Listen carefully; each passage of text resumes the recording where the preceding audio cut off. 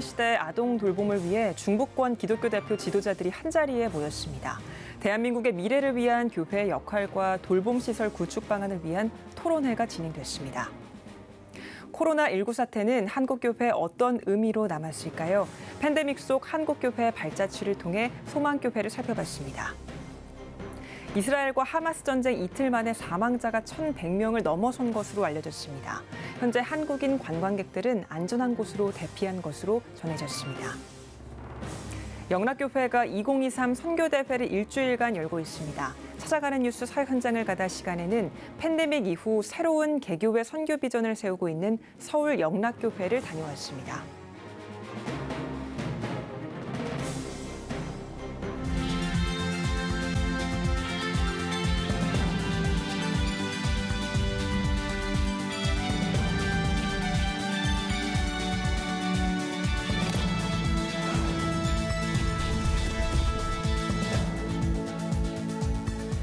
시청자 여러분 안녕하십니까? 10월 9일 CTS 뉴스입니다. 초저출생 시대 대안적 돌봄시설 구축을 위한 국회 토론회에 이어 중부권에서도 토론회가 진행됐습니다. 5개 광역시도 기독교연합회 대표 지도자들이 함께해 교회의 역할을 나눴는데요. 김예슬 기자가 전해드립니다. 생애 가장 돌봄이 필요한 시기인 0에서 3세. 저출생 극복 방안 가운데 하나로 대안적 돌봄시설 구축을 위해 중부권 5개 광역시도 기독교연합회가 모였습니다.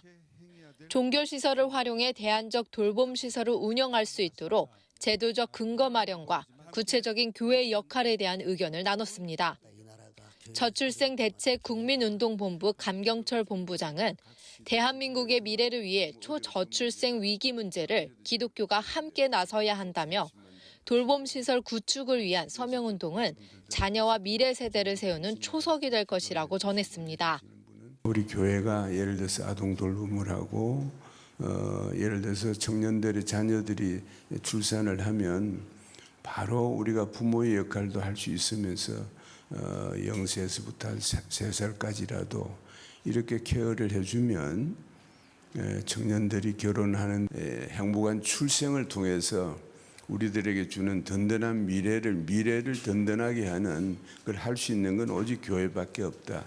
주제 발표에 나선 최진우 명예교수는 한국의 초저출산과 고령화는 경제 성장이 일어나지 않는 국가가 될 수 있다며 교회의 돌봄으로 인한 인프라 구축은 저출산 극복의 필수 요건이 될 것이며 지방 소멸 속도를 완화하고 가족 친화적 마을 공동체 형성을 기여할 것이라고 강조했습니다. 평화시에 이렇게 저출산 때문에 나라가 소멸되어 가는 이런 예는 우리가 역사적으로 찾아볼 수가 없습니다. 이 돌봄 문제를 교회가 해결해 줌으로써 지방의 젊은이들이 정착할 수 있는 기반을 마련해 주고 해서 지방 소멸의 속도가 늦춰질 수 있습니다. 교회 시설을 대안적 아동 돌봄 시설로 활용하자는 입법청원 서명운동이 30만 명에 육박한 가운데 이날 참석자들은 특별히 법령이 개정된 뒤에는 어떻게 시행할 것인가에 대한 고민과 의견을 나눴습니다. 중요한 건 예산이 풍부한, 적어도 한 지금 현재 결산으로 볼 때 1년에 3억 이상 넘어가는 교회는 운영할 수 있지만 3억 이하 내려가는 교회는 국가에서 도와주지 않으면 운영할 방법이 없어요. 돌봄 시스템에 대해서 법안을 우리가 올리는 거에 대해서는 적극 추진하고 환영하는 입장에 되고 난 다음에 그 뒤에 문제는 어떻게 할 것인가라고 하는 문제는 다시 이야기해야 되지 않겠나, 그런 생각을 갖습니다. 중부권을 대표한 이날 참석자들은 시설 운영에 대한 우려 가운데에서도 교회가 돌봄을 책임져야 한다는 의견에는 공감하며 계속해서 입법 청원을 위해 적극 협력할 것을 결의했습니다. CTS 뉴스 김예슬입니다. 코로나19 사태는 한국교회에 어떤 의미로 남았을까요? 팬데믹 기간 속 다사다난했던 한국교회 발자취를 소망교회가 발간한 코로나19 대응 백서를 통해 살펴봤습니다. 최대진 기자입니다. 국내 누적 확진자 3,400만 명, 사망자 3만 6천여 명이 발생한 코로나19 팬데믹. 한국교회는 교회의 문을 닫는 초유의 사태를 겪었습니다. 일부 교회에서 방역 수칙 문제로 사회적 비난을 피하지 못했지만 또 다른 일부는 선제적 조치를 선보이며 모범 사례로서 언론의 주목을 받았습니다. 대표적인 곳이 소망교회입니다. 2020년 2월 29일 정부가 사회적 거리두기 권고를 내린 지 이틀 만에 대형 교회로서 처음으로 3월 1일 주일 예배를 온라인 가정 예배로 전환했습니다. 하지만 예배당 문을 스스로 걸어 잠근다는 건 쉬운 일이 아니었습니다. 교회 문을 닫아야 한다는 바깥의 목소리와 닫을 수 없다는 교회 안의 목소리에서 고민이 많았다. 소망교회는 지난 1일 발간한 코로나19 대응 백서에서 이같이 회고했습니다. 참 어려운 시간이었어요. 생각해보면 참 좋은 이야기를 많이 들었었다라는 생각이 듭니다. 또 교회의 좋은 이미지를 만들어 가는데 저희가 그래도 조금은 우리가 역할을 할 수 있었겠다라는 생각이 들어서 참 감사한 마음이 있었습니다. 백서에서는 팬데믹을 어렵고 힘든 사건으로만 보지 않고 도리어 한국교회의 지경을 넓힌 시기로 평가합니다. 교회 문은 닫았지만 역할은 더욱 활성화했다는 겁니다. 실제로 확진자 급증 당시 여의도 순복음교회와 광림교회, 사랑의 교회 등 곳곳에서 기도원을 열고 생활치료 공간을 지원했습니다. 소망교회도 소망수양관을 개방해 응급 환자를 받았습니다. 2021년 7월부터 꾸준히 환자를 받아 매달 600명 내지 700여 명의 치료자가 입소했습니다. 이렇게 소망수양관을 통해 치료받은 센터 입소자는 4,000명에 달합니다. 소망교회는 또 팬데믹을 한국교회 미디어 사역이 급속도로 발전하는 계기로도 평가합니다. 소망교회 또한 코로나 기간을 유튜브 콘텐츠 제작에 전념했습니다. 교육부서에서 1,471개, 교회 차원에서 1,912개, 도합 3,383개의 영상을 제작했다고 밝혔습니다. 이 과정에서 온라인 성도 부서 모임인 온라인 지구는 30구역 231세대 595명으로 늘었고 3040 세대도 부응해 262세대 631명으로 성도를 확보할 수 있었습니다. 소망교회 코로나19 대응 백서는 성도들의 수기로 끝을 맺고 있습니다. 이들은 코로나를 통해 만남과 봉사의 소중함을 깨달았다는 점을 강조하면서 팬데믹을 통해 하나님이 세우실 새로운 미래를 준비하기로 다짐하고 있습니다. 큰 결정과 결단을 할 때마다 하나님께서 예비하셨던 손길들을 기억합니다. 대응 백서를 통하여 빠르게 역사 속으로 사라지는 일들을 기록하고 기억하여서 미래를 대비하는 일에 우리가 그 역할을 감당할 수 있다면 정말 좋겠습니다. 소망교회는 이번 백서 발간을 통해 팬데믹 속 한국교회의 역할을 기록하는 일의 중요성을 깨달았다며 신학교와 연계해 작은 교회의 코로나 대응 백서 발간도 준비하고 있다고 밝혔습니다. CTS 뉴스 최대진입니다. 10월 9일은 577돌 한글날입니다. 누구나 쉽게 글을 읽게 하려고 만든 한글을 기념하는 날인데요. 하지만 일상생활은 물론 교회에서도 잘못된 용어를 사용하는 경우가 많습니다. 우리말을 올바르게 쓰고 이어가는 데 기독교계가 노력하고 있는데요. 김인혜 기자가 전해드립니다. 교회나 총회에서 쉽게 접할 수 있는 표현인 증경, 일찍 지내다라는 한자어로 국어사전에 없고 사회에서도 쓰지 않는 옛말입니다. 누군가 작고했을 때 알리는 소천도 표준 국어 대사전에는 없는 말입니다. 신앙적으로 올바르지 못한 표현들도 있습니다. 헌금은 하나님의 은총 앞에 성도들이 바치는 응답적 총칭인 봉헌으로 사용해야 합니다. 준비 찬송 대신 예배 전 찬송, 찬양대에 찬양을 듣는 시간 대신 찬양을 올려드리는 시간으로 순화해서 쓰는 게 좋습니다. 쓰는 말 하나하나를 갖다가 세심하게 해야지 잘못된 표현, 우리나라의 그 존대법을 갖다가 지키지 않는다든가 부적절한 표현을 하게 되면은 계속 그것이 확대 재생산이 되는 거예요. 국어 국문학자인 이복규 장로는 예배 진행할 때와 기도할 때, 설교할 때 등 상황에 따라 사용하는 신앙 언어들을 구분해 바로잡고 있습니다. 하나님이 주신 우리말을 잘 가꿔 복음을 전하는 것이야말로 하나님 은혜에 보답하는 길이라고 말합니다.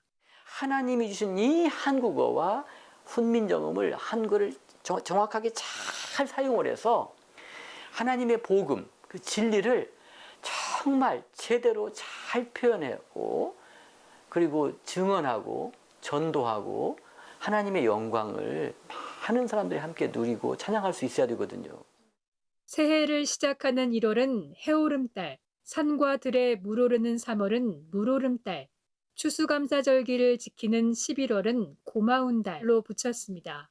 기독교 환경운동연대는 재생용지로 제작한 생태달력의 12달 이름을 한문 대신 한글로 표기하고 있습니다.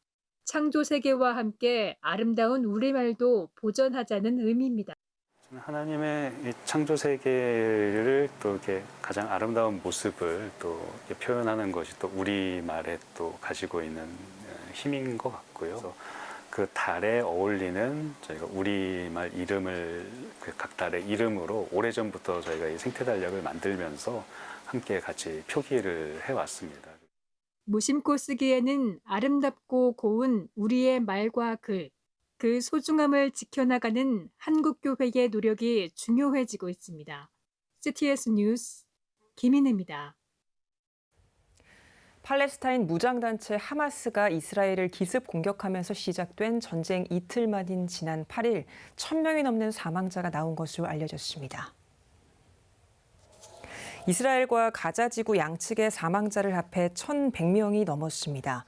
이 가운데 다수의 외국인도 포함돼 있고 부상자 수도 급격하게 늘고 있습니다.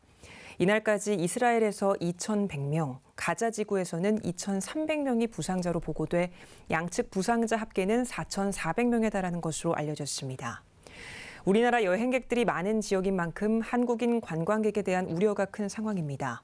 현지 소식통이 보내온 내용에 따르면 현재 성지순례 지역에서의 위협적 요소는 없는 상황이지만 이스라엘 방위군 IDF와 한국 송출 여행사의 관광 안전 지침에 따라 순례를 중단하고 안전한 곳으로 대피한 것으로 알려졌습니다. 또 우리 정부에서도 우리 국민의 안전 확보를 위해 최선을 다하고 있는 것으로 전해졌습니다. 대한예수교장로회 통합총회가 제108회기 전국 노회장, 부노회장, 총회 상비부장 위원장 연석회의와 전도 부흥운동 발대식을 열었습니다. 행사에서는 13개 시도에서 실시하는 치유 세미나를 위한 준비회의를 진행했습니다. 이어 108회 총회장 역점 사역을 소개하며 행사를 이어갔습니다. CTS 기독교 TV가 지난해 국내 기독교 방송사 가운데 시청 점유율 1위를 차지했습니다. 방송통신위원회가 TV 채널을 운영하는 국내 301개 사업자를 대상으로 조사한 2022년도 시청 점유율 산정 결과에 따르면 CTS는 시청 점유율 0.236%로 국내 주요 기독교 방송사 가운데 1위를 기록했습니다.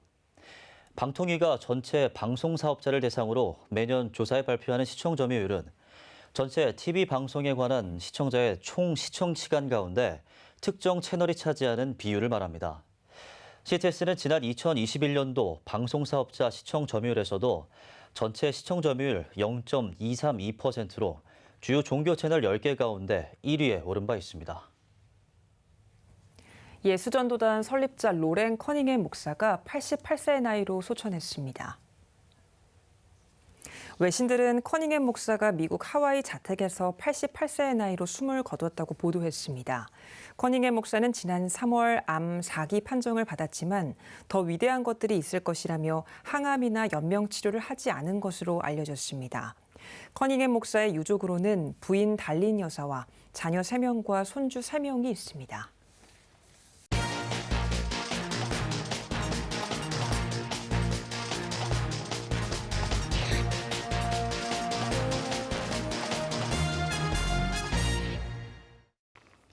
코로나19 이후 움츠러들었던 선교 현장이 활성화하고 있습니다. 오늘 찾아가는 뉴스 사역 현장을 가다 시간에는 팬데믹 이후 새로운 개교의 선교 비전을 세우고 있는 영락교회 2023 선교대회 현장을 다녀왔습니다.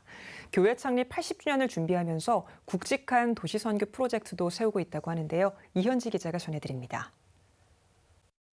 2023 선교대회를 열고 있는 서울 영락교회. 각 선교회를 소개하는 부스 운영이 한창입니다. 오가는 성도들은 발걸음을 멈추고 귀를 기울입니다. 마음이 가는 곳이 있으면 후원 신청서도 작성해봅니다.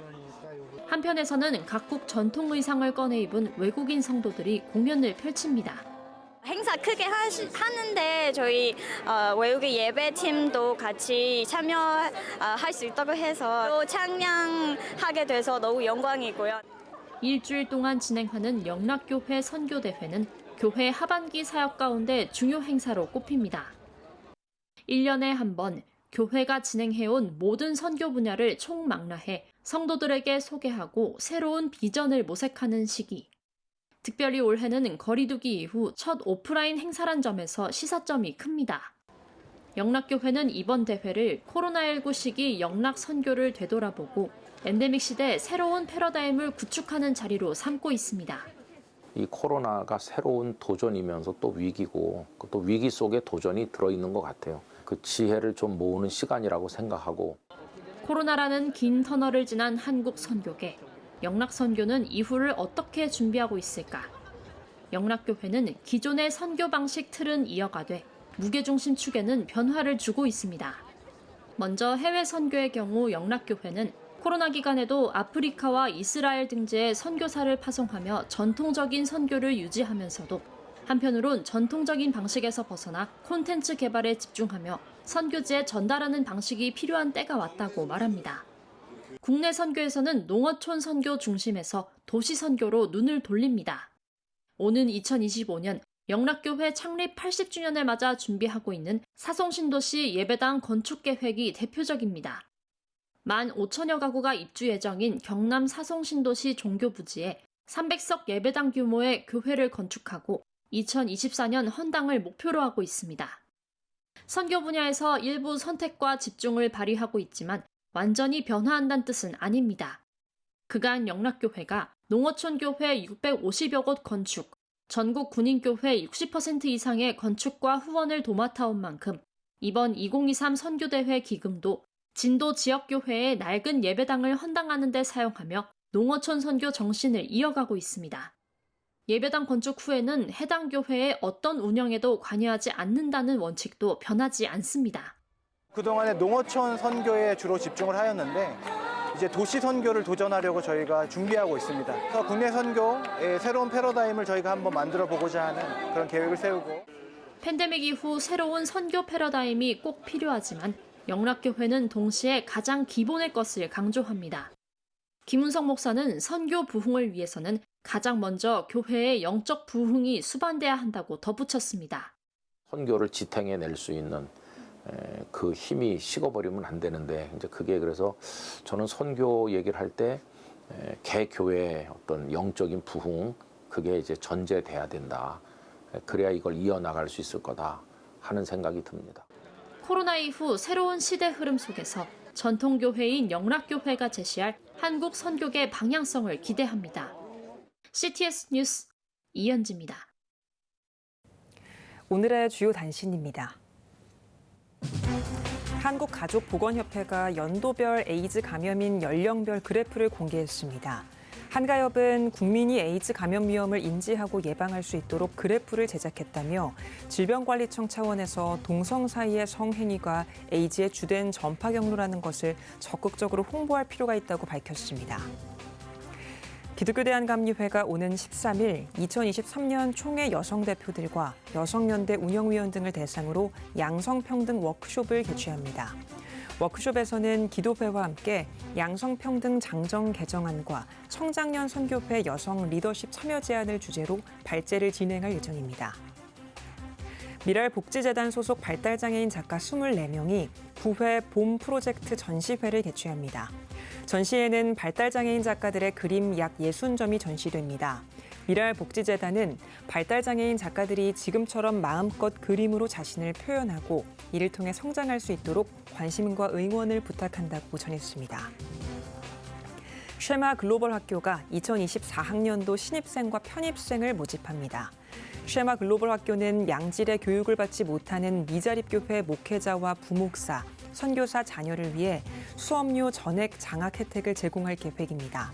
오는 14일 신입생 입학 설명회가 진행됩니다. 지금까지 오늘의 주요 단신이었습니다. 여러분은 지금 CTS 뉴스를 시청하고 계십니다.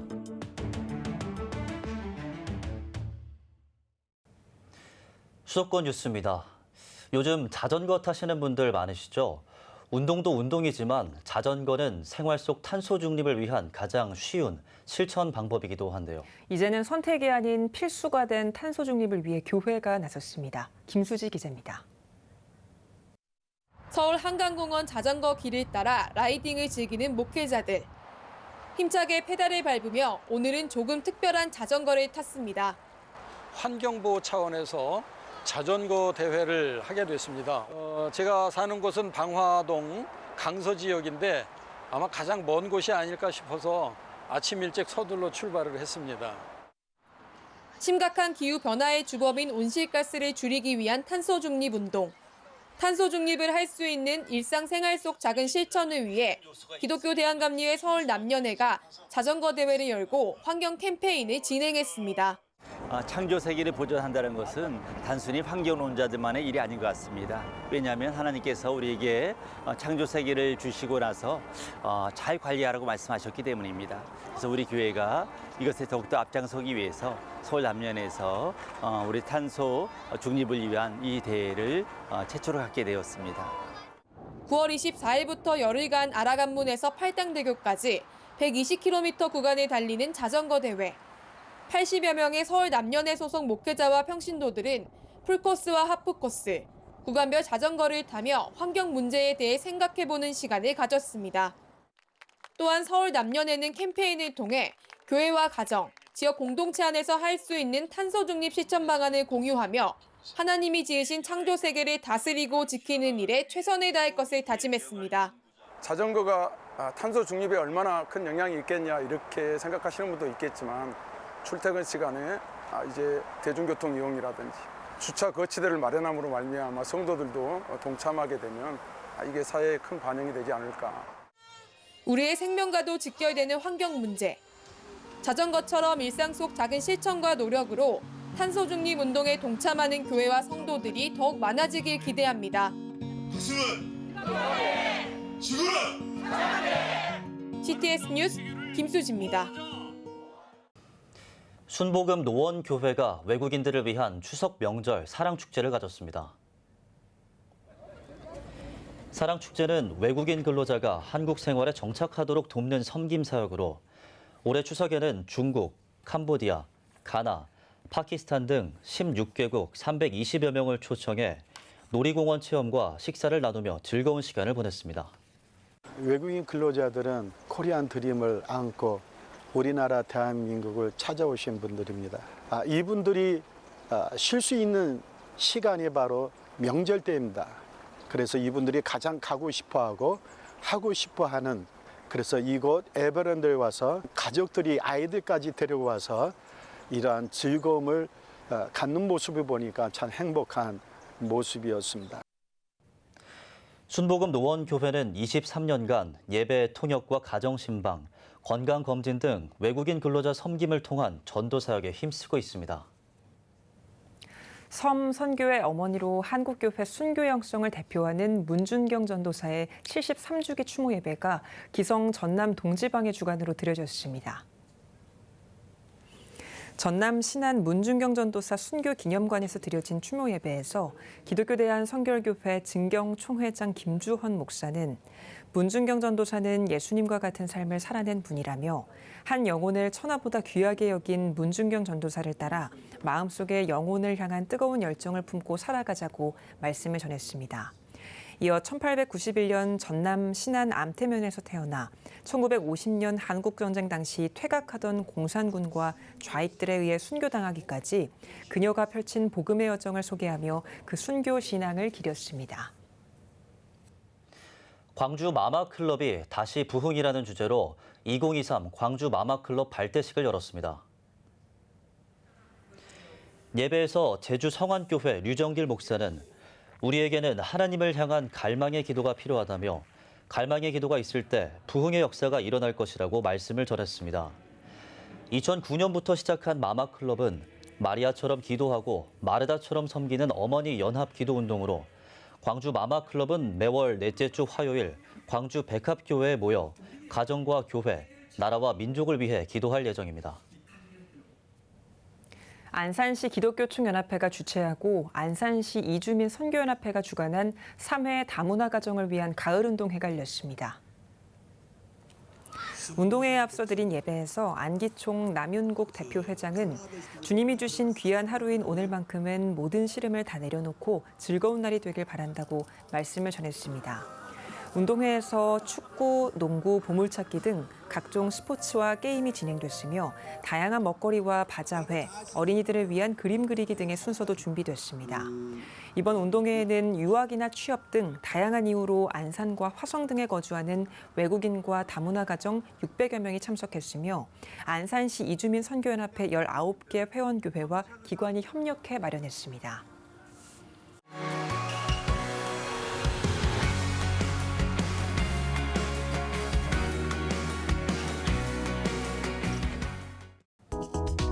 주요 이슈를 살펴보는 소셜브리핑 크리스천을 위한 세상복입니다.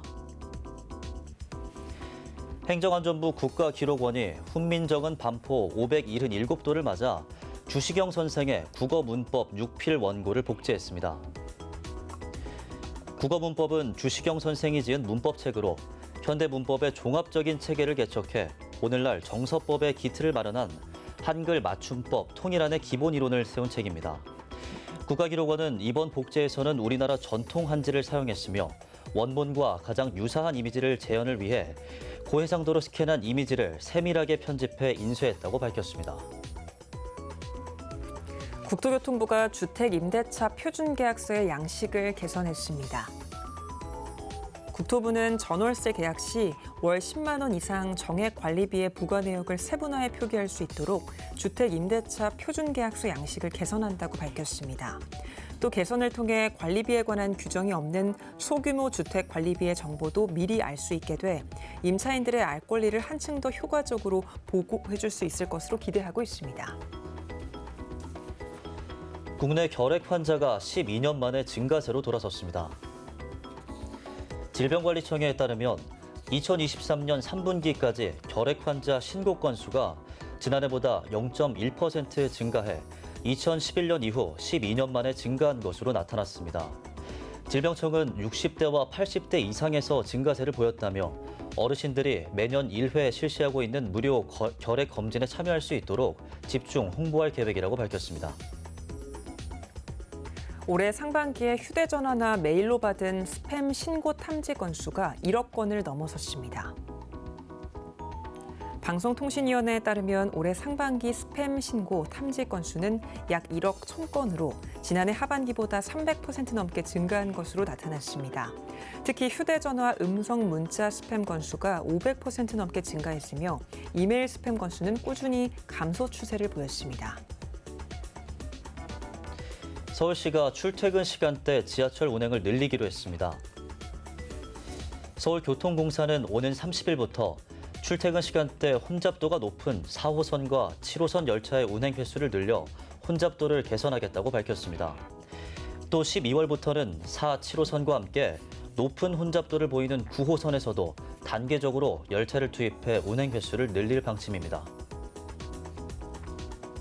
올해 2분기 우리나라 가계와 기업, 정부의 여유 자금이 급감한 것으로 나타났습니다. 한국은행에 따르면 올해 2분기 우리나라 국내 부문의 순자금 운용은 지난해와 비교해 절반 이상 줄어든 3조 6천억 원으로 집계됐습니다. 한은은 가계소득 회복 흐름이 다소 주춤한 가운데 소비 증가세가 이어지고 주택 투자가 회복하는 등 여유 자금이 줄어들면서 순자금 운용 규모가 감소했다고 설명했습니다. 여행과 교통 관련 온라인 쇼핑 거래액이 또다시 역대 최고를 기록했습니다. 통계청에 따르면 지난 8월 온라인 쇼핑 거래액은 역대 두 번째로 큰 약 19조 1천억 원으로 나타났습니다. 특히 여행과 교통 관련 거래액은 지난해보다 30% 가까이 오른 2조 2천억 원으로 지난 7월에 이어 역대 최고액을 또다시 경신했습니다. 추석 연휴 기간 4천만 명이 넘는 사람이 이동한 것으로 나타났습니다. 국토교통부에 따르면 추석 연휴 특별교통대책 기간에 지난해보다 27.5% 많은 약 4,030만 명이 이동한 것으로 집계됐습니다. 고속도로 총 통행량도 지난해보다 40%가량 증가했으며 대중교통 수송 실적도 10만 명 가까이 늘어난 것으로 파악됐습니다. 지금까지 소셜 브리핑 크리스천을 위한 세상보기였습니다. 예배가 살아야 교회가 삽니다. 다시 예배의 자리로 돌아갑시다. 하나님께 드리는 예배는 최고의 축복입니다.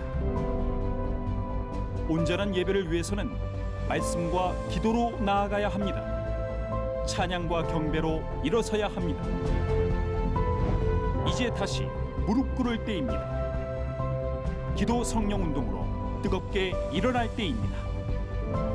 기도할 때 가정이 회복되고 나라가 회복되는 역사가 일어날 것입니다. 하나님은 우리를 기다리고 계십니다. 본 캠페인은 백석총회와 함께합니다.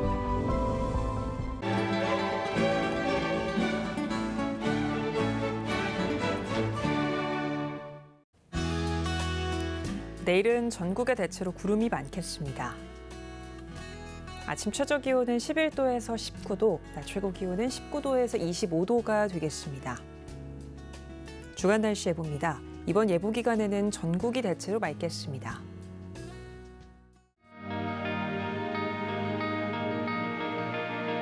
백만인 기도운동에 새롭게 참여하신 분들입니다.